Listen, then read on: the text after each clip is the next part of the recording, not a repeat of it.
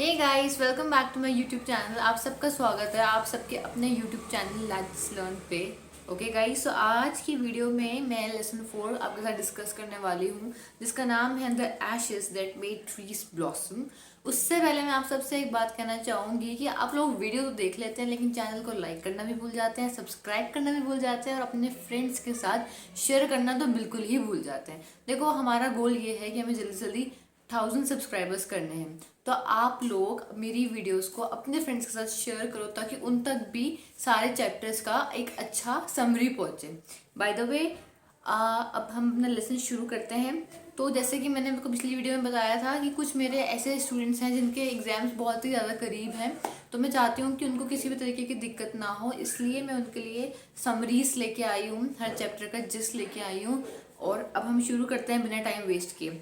तो आज का जो लेसन है हमारा, lesson number 4, the ashes that made trees blossom.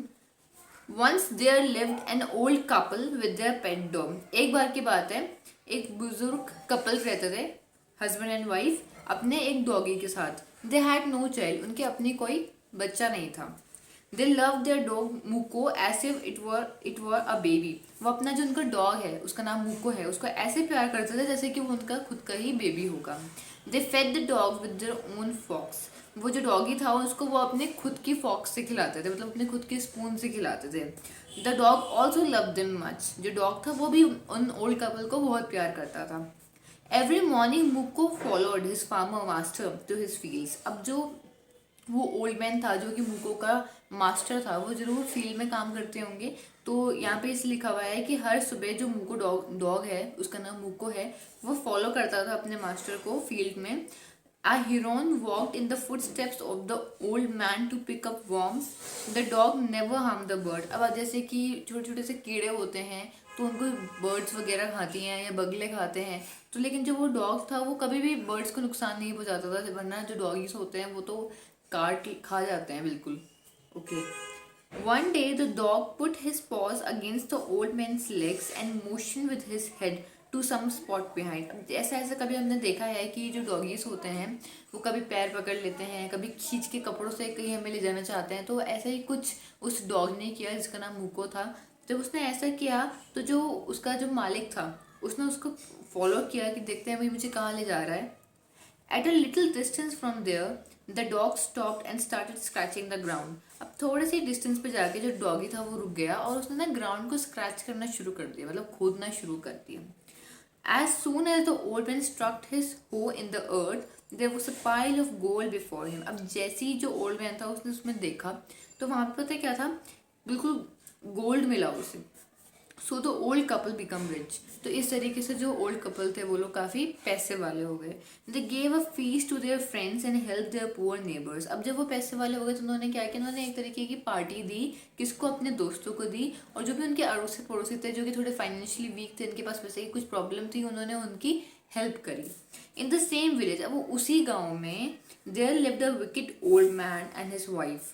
अब उसी विलेज में जहाँ पे वो कपल रहते थे वहाँ एक दुष्ट दंपति रहते थे। दैट मीन्स बहुत ही मतलब बुरे स्वभाव के दो लोग रहते थे, husband wife. Showing him good food they brought the dog into the garden. अच्छा, अब जैसे डॉगी है उसको दिखाया हमने खाना कुछ, तो डॉगी देख के खाने को आ गया, जो मुको था वो खाने से अट्रैक्ट हो गया, उनके पास चला गया, उनके गार्डन में जो उनके घर का गार्डन था। But the scare dog neither ate nor move. लेकिन वो घबरा गया, वो आ तो गया उनके बहकावे में, लेकिन उसके बाद उसे बड़ा घबराहट महसूस हुई, वो डर गया। इस चक्कर में उसने ना कुछ खाया ना ही वो हिला। They drag the dog out of the doors. उन्होंने क्या किया कि मतलब धक्के मार के जो डॉगी था खींच के उसे दरवाजों से बाहर निकाल दिया। दे वॉकड विद हिम, वे उनके उसके पीछे पीछे गए। Okay. When they reached a pine tree the dog began to scratch the ground. अब क्या होता है, जब वो एक पाइन ट्री के पास पहुंचते हैं तो जो डॉगी है वो ग्राउंड को फिर से खोदना शुरू कर देता है। The wicked couple dug the ground. अब जब वो देखते हैं कि डॉगी ऐसा करके खोद रहा है तो वो लोग भी खोदना शुरू करते हैं। देखते हैं तो उन्हें वहां पे क्या मिलता है, एक डेड किटन मिलती है, मतलब मरा हुआ बिल्ली का बच्चा दिखता है उन्हें। In a fit of rage, the couple kill the dog. अब गुस्से में आके वो लोग डॉगी को मार देते हैं। Then they flung him into the hole they had dug and heaped the earth over its body. अब वो क्या करते हैं, जो उन्होंने गड्ढा खोदा होता है उसमें डॉगी को डाल देते हैं और उसके ऊपर से कवर करके मतलब अच्छे से उसे मतलब बरी कर देते हैं ताकि किसी को दिखे ना.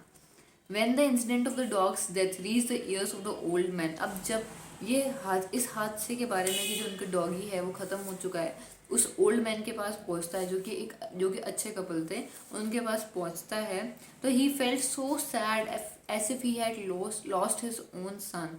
तो जब वो ओल्ड मैन होता है वो उसे इतना दुख होता है, इतना दुख होता है, जैसे उसकी अपनी सगा उसका बेटे को कुछ हो गया, उसने अपनी सगी औलाद खो दी, इतना उन्हें तकलीफ होती है. He went to the place where his pet had been buried. अब वो उस जगह पे जाकर देखता है जहाँ पे उसके डॉगी को बरी किया गया होता है.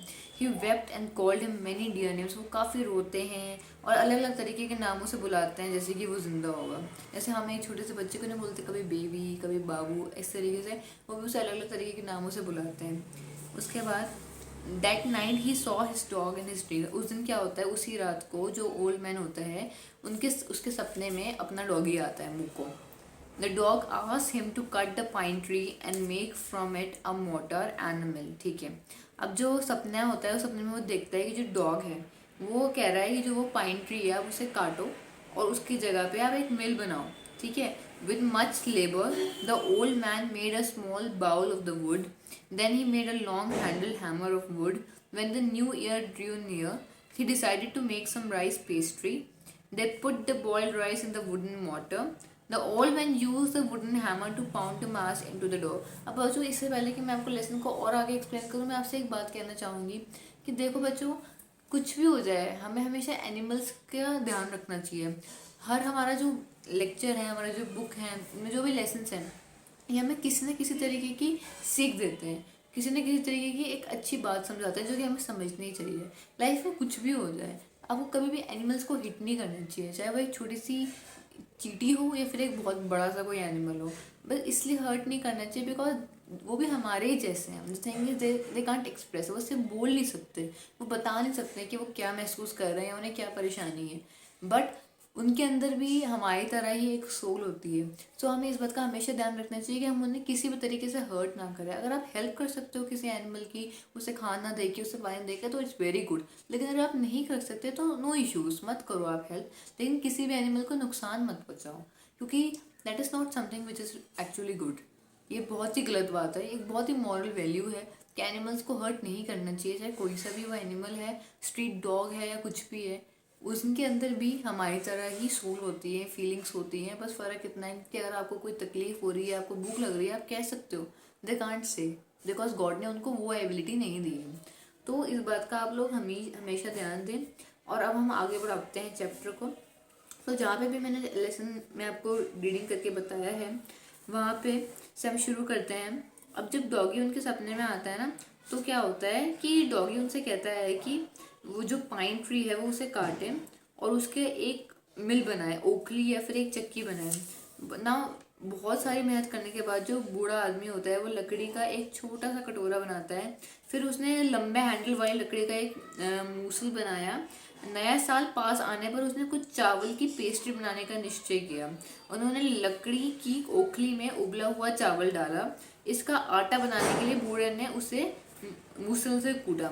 जब पेस्ट्री पकने के लिए तैयार थी तब वे सोने के सिक्के के ढेर में लगी. देखो आप कैसा कितना कितना अच्छा डॉग रहा होगा वो, कितना लकी डॉग रहा होगा वो उनके लिए कि पहले उसने कुछ स्क्रैच किया तो उन्हें वहाँ पे गोल्ड मिल गया जिससे वो रिच हो गए. अब वो बेचारा मर गया लेकिन फिर भी सपने में आके वो अपने मालिक को कितनी अच्छी बात दे गया. जब उसने इतना कुछ किया तो आखिर में अटेम्प्ट क्या हो रहा है कि चीज़ ही बदल गई, वो सब कुछ गोल्ड में बदल गया ना. बूढ़ी औरत जो थी, द ओल्ड लेडी, ने हाथ चक्की ली और उसमें बीन्स डालकर पीसना प्रारंभ कर दिया. सोने की वर्षा होने लगी. इसी समय जो वो बुरे हस्बैंड वाइफ थे, जो बुरे ओल्ड कपल थे, उन्होंने खिड़की से जाकर और देखा कि भाई सोने की बारिश हो रही है. उसके बाद क्या होता है, उसने ओखली और जादुई चक्की उधार मांगी.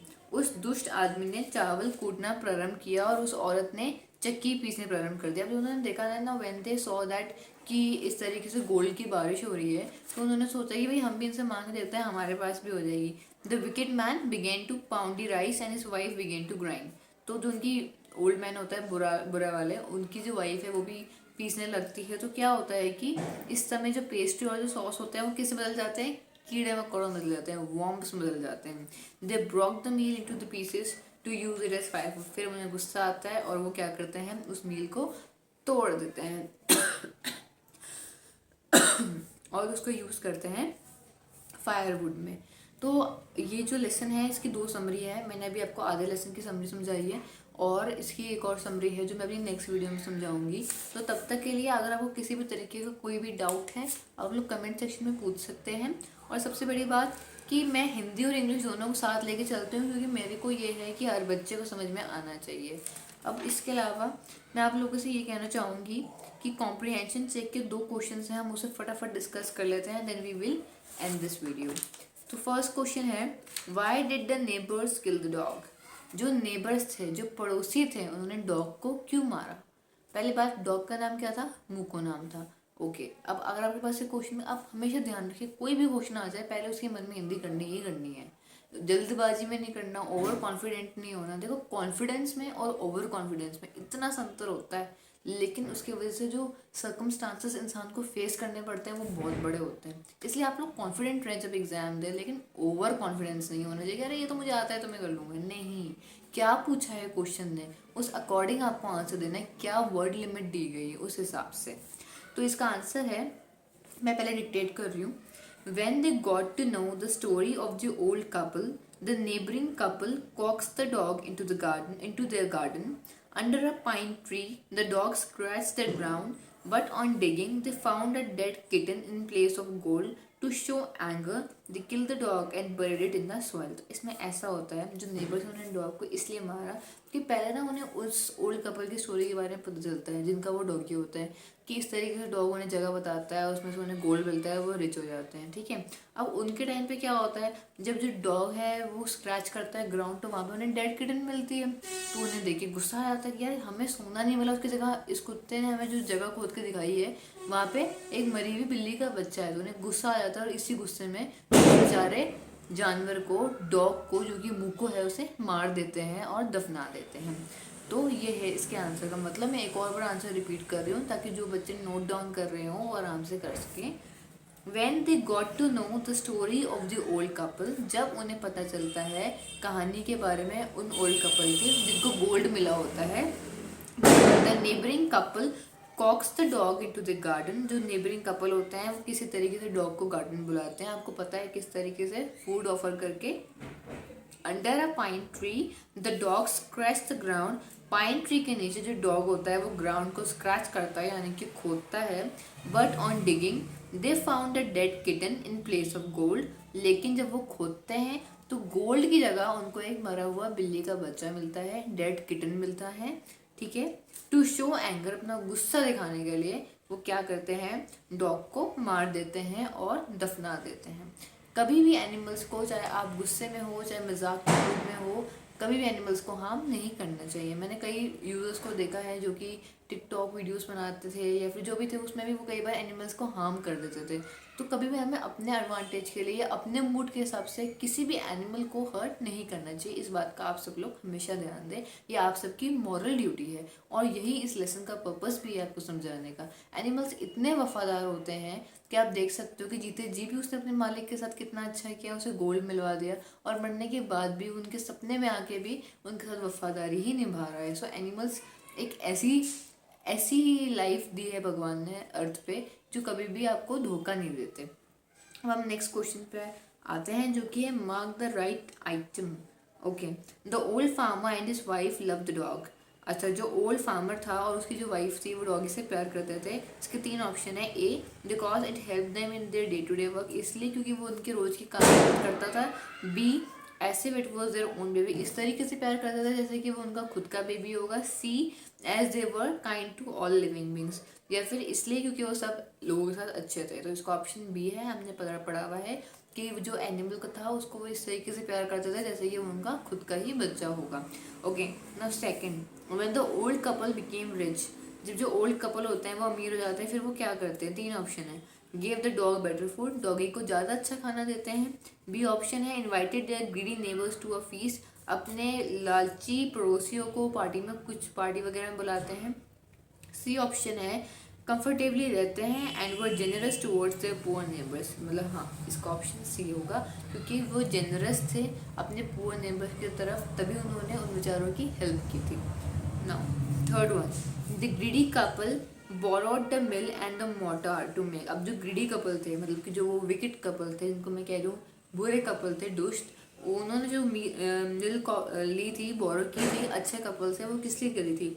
राइस पेस्ट्री और बीन सॉस के लिए, मैजिक ऐश के लिए, रिवॉर्ड जीतने के लिए, या फिर सी ऑप्शन है अ पाइल ऑफ गोल्ड। इसका आंसर है सी, अ पाइल ऑफ गोल्ड।